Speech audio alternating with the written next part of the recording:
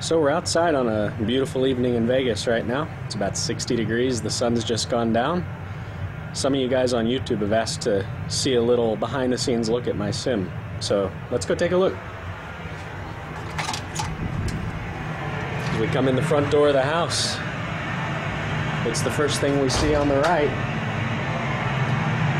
We've got it fired up right now. Some of you guys may have seen the Sucre, Bolivia takeoff video. This is part of that flight. We're level at 34,000 feet. Over the western side of Brazil right now, headed to Rio de Janeiro.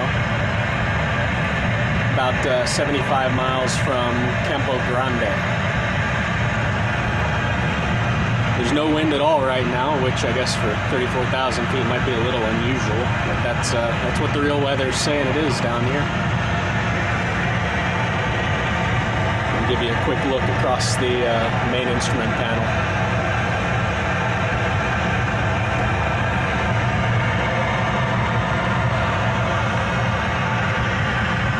And a view out at the Amazon down below and my keyboard on the glare shield. The yokes in here from Ace out of Canada, they're not linked, as so many of you guys have told me.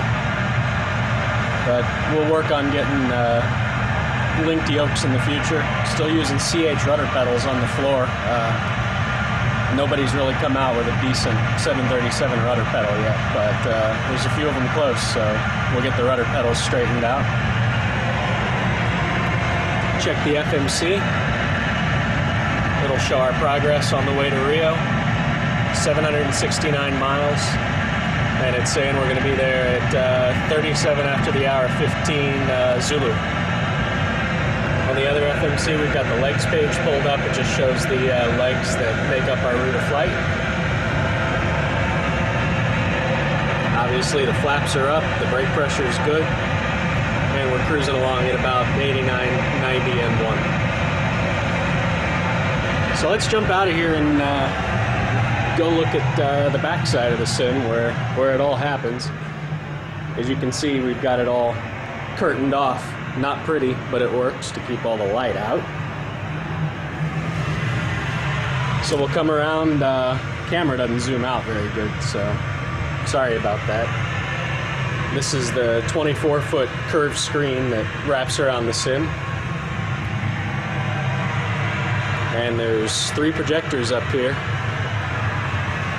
throwing the image that you see out the cockpit windows, mounted crudely on some plywood mounted over the shell of the sim. Everything that makes it work kind of happens back here. It's a god-awful mess, no doubt about it. We got railroad power packs everywhere, PCs. The railroad power packs are kind of a cheap solution to power all the 12-volt stuff. Map lights, integrated backlighting in the panels, stuff like that. The 2 computers on this side, each one of them runs a main display, I would call it, on the captain and co-pilot side. The primary flight display and the nav display. The big computer down here under my feet runs all the outside graphics. We're running FS9, of course. I can run this thing 60 frames per second anywhere in the world at basically 3 times the normal resolution. There's a little computer here next to my foot. That powers the center screen on the main panel, the control surfaces, engine display, blah, blah, blah. And then back around over here, there's 2 more small computers. They power 1 each of the FMCs. The back of the MIP, again, just a bunch of wires, switches, computer circuit boards,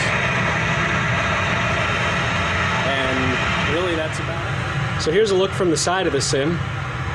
As you can see, the screen wraps all the way around. There are some projector edges. There's not a whole lot you can do about that without spending a ton of money. And you don't even notice them when you're actually in the sim. And take a peek through the windows. Check everything out as it's flying by. We do have real clear plastic windows in the sim. walk back out into the foyer of the house here, and we'll go check out the overhead panel.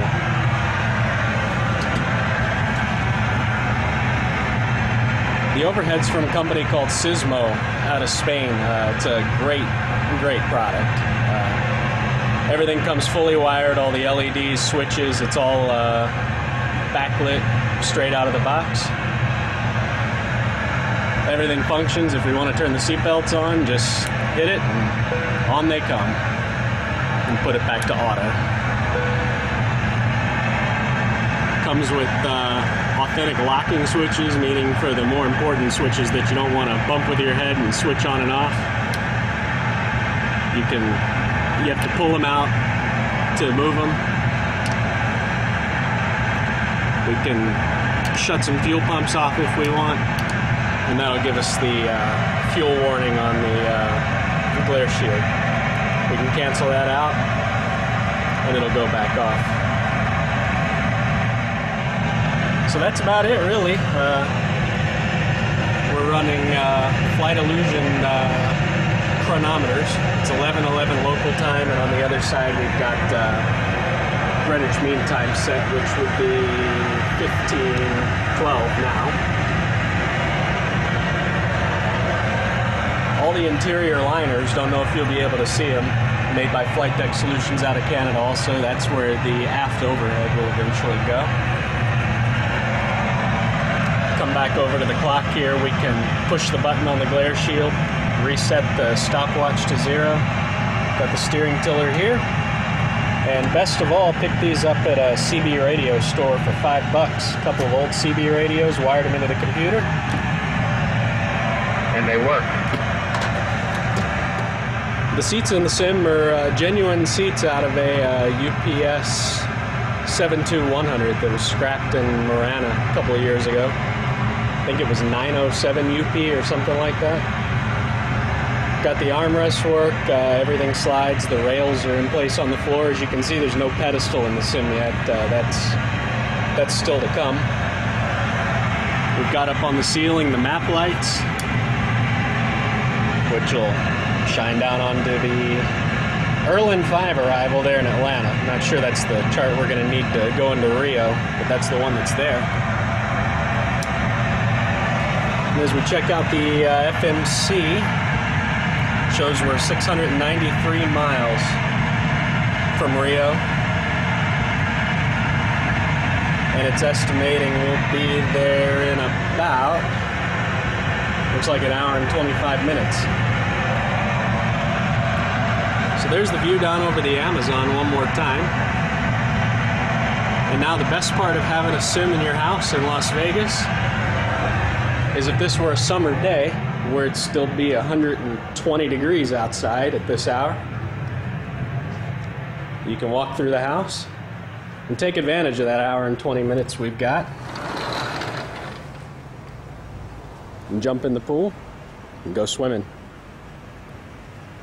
Thanks to all you guys for the comments you leave on the videos, for rating them, for all the subscribers to the channel. Glad you guys enjoy them. I enjoy putting them up, and we'll talk to you soon.